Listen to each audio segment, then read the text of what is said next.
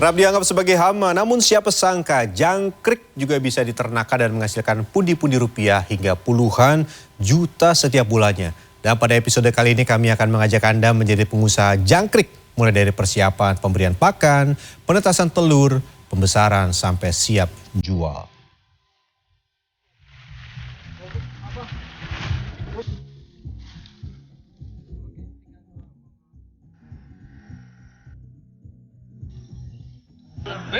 Kamu ngapain?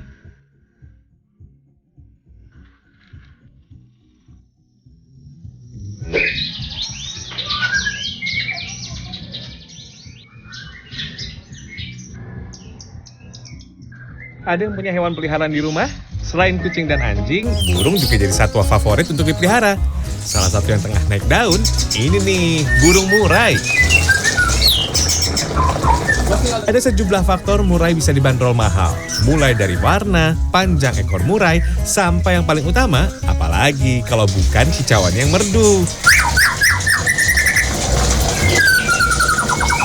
Jangkrik ada proteinnya juga. Suara juga bisa pengaruh juga ke suara gitu. Untuk apa? Biasanya kan kalau yang burung-burung yang mau buat kontes atau buat lomba itu, biasanya ada ini harus ada jangkriknya gitu. Selain perawatan, pakan juga jadi salah satu cara agar suara kicauan murai semakin merdu. Ini satu lagi. Selamat datang pemirsa di segmen Sayur Menjadi. Ini burung murai. Wah, langsung disantap jangkriknya. Ini harganya jutaan rupiah, bahkan bisa lebih mahal, bisa belasan, bahkan sampai ratusan juta rupiah. Tapi saya nggak akan bahas soal burung murainya di hari ini, tapi akan bahas mengenai makanannya. Jangkrik yang jadi favorit. Wait, udah habis. Jangan banyak-banyak. Nanti kamu terlalu berlemak. Nanti berkicaunya bagus, tapi badan kamu nanti berisi sekali. Oke, kita langsung meluncur ke salah satu peternakan jangkrik di Kelurahan Lewinanggung, Kecamatan Tapos, Kota Depok, Jawa Barat. Peternakan yang sudah eksis sejak 12 tahun silam ini memiliki 60 box kandang jangkrik dengan berbagai kategori. Ada yang masih telur seperti ini, ada yang baru tetas, sampai yang jadi andalan yakni jangkrik dewasa yang akan memproduksi telur. Pagi hari disibukkan dengan kegiatan menyiapkan pakan untuk jangkrik-jangkrik ini. Semakin banyak pakan yang diberikan kepada jangkrik, maka hewan yang dikenal dengan suara deriknya ini akan lebih cepat besar dan memproduksi lebih banyak telur.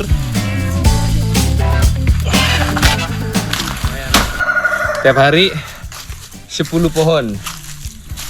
Dan satu pohon itu bisa dibelah jadi 3 sampai 4 lah kalau yang gede. Ntar ini dipotong lagi kecil-kecil buat makan jangkriknya, bos. Selain berfungsi sebagai pakan jangkrik, kandungan serat yang tinggi pada batang pisang ini menjadi solusi memenuhi kebutuhan air pada jangkrik. Memang si jangkriknya itu tuh butuh sekali untuk minum, tapi bukan dengan air yang disemprot, tapi dengan pisang. Batang pisang lebih bagus, lebih awet. Lu jatuh nih. Oke. Maaf bang, tumbang ya. Maaf. Untung kan nimpa yang lain tanamannya. Nah ini kan airnya banyak nih. Nih tuh. Ini saya ambil ya, nih. Tuh. Jadi dia juga bisa dikonsumsi si batangnya, tapi juga ada kandungan air yang banyak dan melimpah. Pemberian batang pisang untuk alternatif minum serangga dengan nama latin Gilus bimaculatus ini mudah saja. Cukup disebar secara merata dan nanti jangkrik akan hinggap jika merasa haus. Bang, ini saya lempar gini nggak apa-apa kan? Kalau dilempar gini mati bang. Oh, mati kenapa?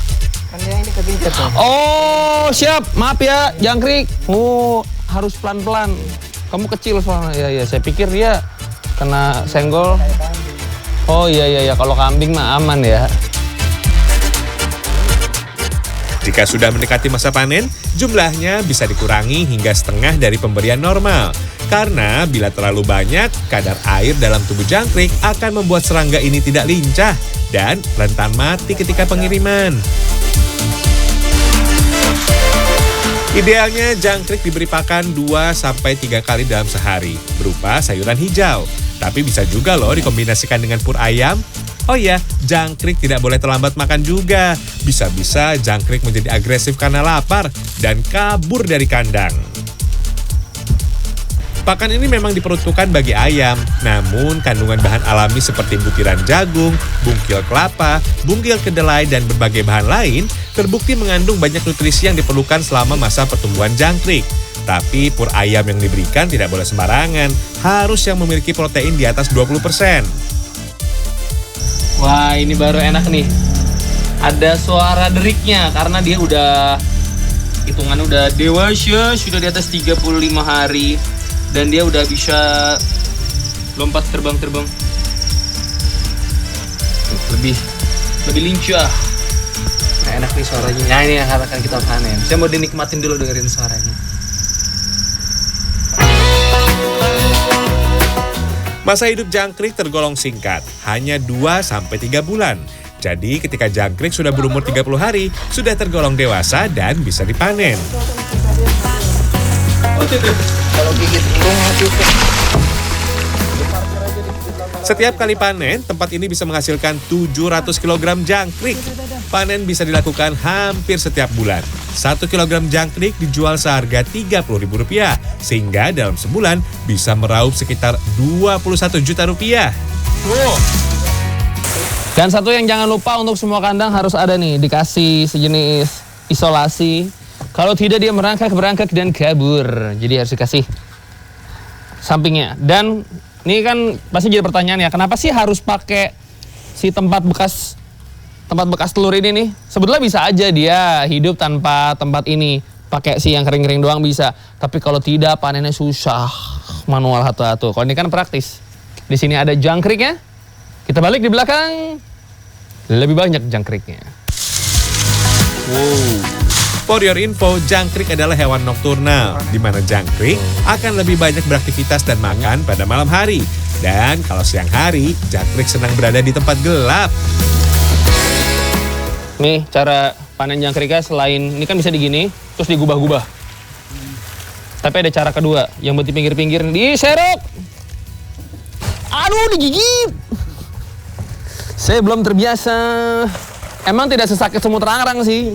Cuman kalau nyikit lumayan. Jadi gini, taruh. Gini, taruh. Gini, taruh. Baduh, hasyalalalalalalala. Jangkrik sebetulnya bukan hewan yang agresif, tapi bila merasa terancam, ya menggigit seperti ini nih. Nah, kalau cepat kan dia nggak keburu ngegigit, udah saya taruh di ember. Sebanyak.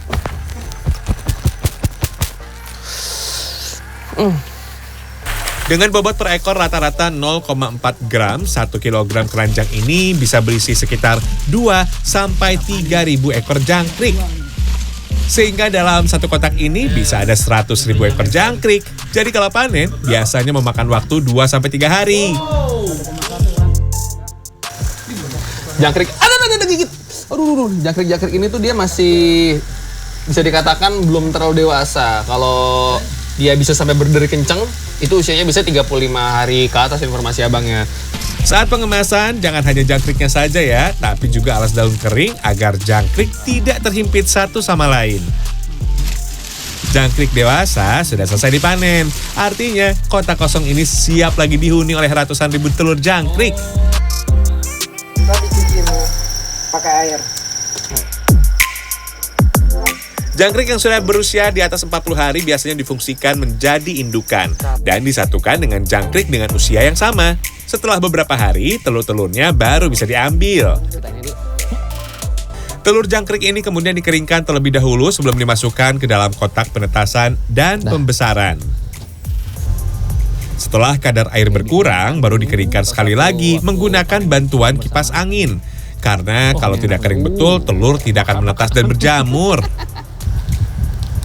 Dalam waktu 2-3 hari, telur-telur ini akan menetas. Usahakan suhu di dalam kandang stabil ya, tak terkena sinar matahari langsung yang menyebabkan suhu naik. Atau terlalu dingin yang menyebabkan telur gagal tetas akibat terlalu lembab dan basah. Ketika sudah menetas, pindahkan jangkrik kecil atau nimfa ini ke dalam wadah besar. Tapi siapkan dahulu beberapa hal ya. Salah satunya, daun pisang kering atau rerumputan agar menyerupai habitat aslinya. Dan tak lupa, pastikan suhu ruangan stabil agar jangkrik tidak stres yang bisa berujung pada kematian massal. Jadi harus digulung. Dia kan ntar ngumpet di sini. Di sela-sela. digulung biar rasanya nyarang. Iya, Terus yang ngumpet di tengah-tengah. Oh iya, kayak sarang burung. Kalau untuk jangkrik yang baru menetas, berikan pur ayam ya untuk makanannya. Tapi jangan berikan di wadah, sebar hingga ke bagian bawah kandang. Karena anakan jangkrik lebih suka bersembunyi di bagian bawah yang lebih gelap. Oh, nggak usah di tempat sininya? Enggak. Dia Kenapa, masih, Pak? Masih kecil kan dia. Kan dia masih baru netes ya, Pak. Masih ada ininya apa? Masih ada telurnya. Kalau misalkan ketutup makanan, dia mati. Meski kantong tebal hingga mencapai angka puluhan juta rupiah setiap bulan kini menjadi jaminan, tapi ada perjalanan panjang sebelum mencapai titik ini. Jadi awalnya pernah juga satu kandang mati semua pernah. Jadi karena salah ini kita belum pengalaman, kita kasih makan waktu itu kita ambilkan daun sisa lah dari pasar, lupa kita nggak cuci, kita masukkan ke kandang, nggak sampai 1-2 jam lewat semua. Ternyata kendala bisnis jangkrik miliknya tak hanya datang dari pemberian pakan atau kondisi kandang, namun juga kasus penipuan hingga jutaan rupiah. Ada yang mau merasakan kantong tebal dari bisnis jangkrik? Ini berarti harus siap setiap hari tanpa terkecuali. Mulai dari mempersiapkan pakan hingga perawatan jangkrik. Karena kalau tidak dipantau sehari saja, wah jangkrik bisa-bisa kabur dari kandang dan jadi rugi. Rian Fernando, Dwi Agung Yuldiarto, Depok, Jawa Barat. Masukin ke karung.